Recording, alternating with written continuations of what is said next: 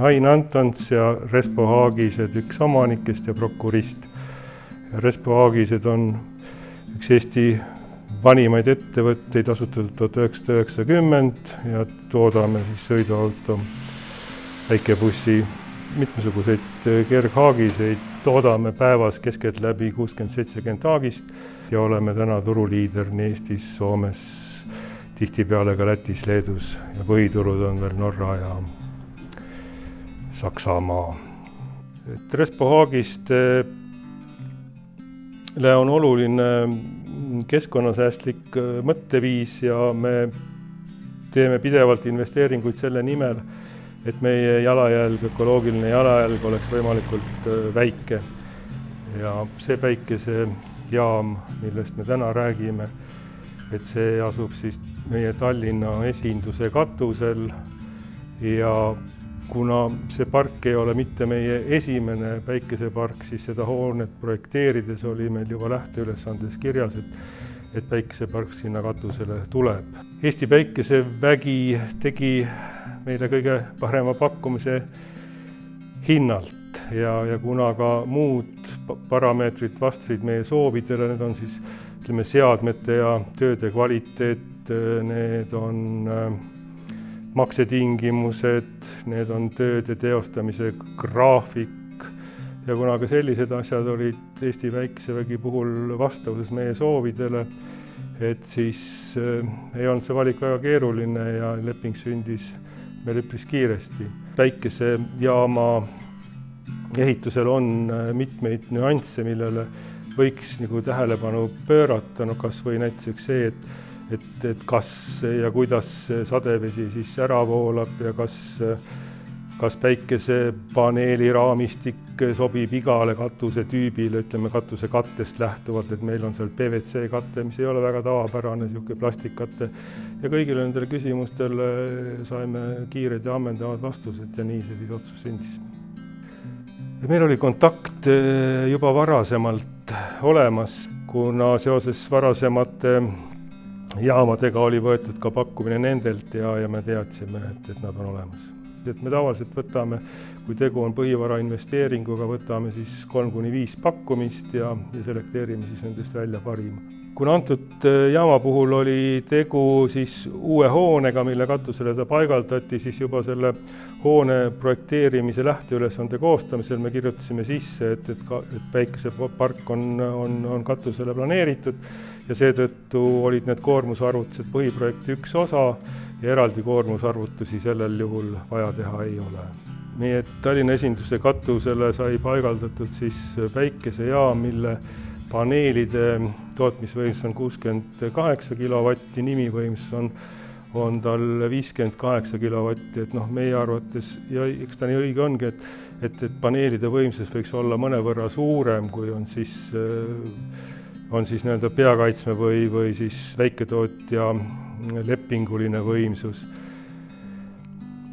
Eriliseks, kuigivõrd eriliseks teeb ta see, et me ei paigaldanud paneele mitte otse suunaga lõunas, vaid me tegime niimoodi, et pooled paneelid on siis paiguldatud suunaga lõunasse, kus tavaliselt on siis see päikese kiirguse hulk kõige suurem, aga osad paneelid on paigaldatud ida-lääne suunas ja selle asja mõte on siis selles, et kuigi see lõunasse paigutatud jaam, lõunasuunaline jaam võib toota kilovatte rohkem, siis meie jaoks on oluline see, et see tootmisvõimsus oleks päeval ära jagatult stabiilsem, et ta hakkaks juba hommikul vara tootma ja toodaks ka õhtul natuke hiljem.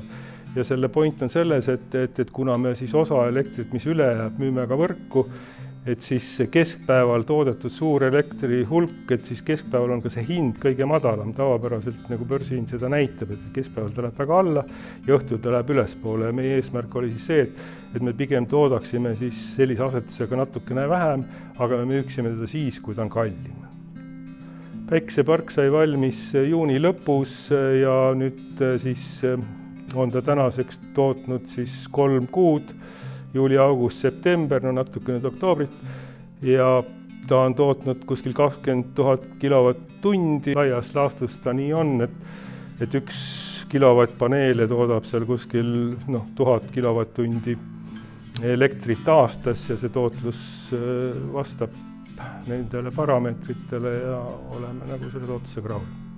Eesti Päikesevägi täitis lepingut korrektselt, tähtaegadest peeti kinni, maksumus oli selline nagu kokku lepitud, mingeid lisakulutusi meil ei tulnud, et ei ole põhjust mitte rahul olla.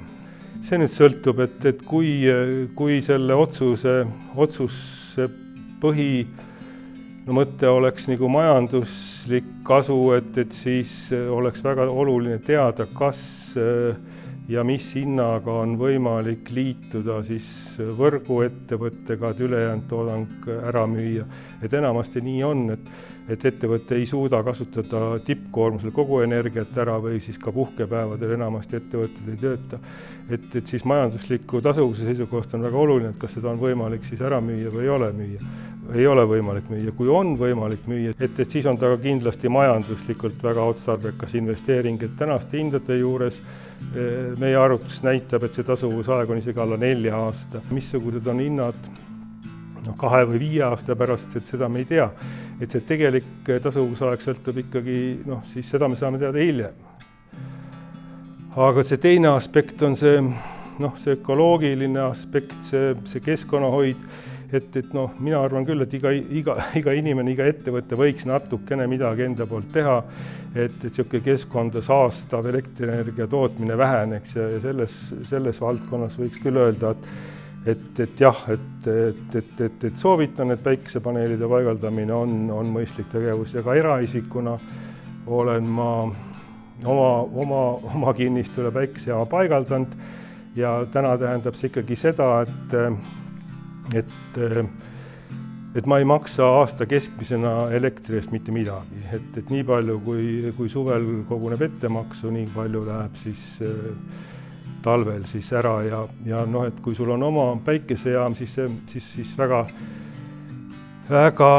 suur rõõm on selliste hindadega teha siis arvet Elektrilevile, et saab päris suure arve neile teha.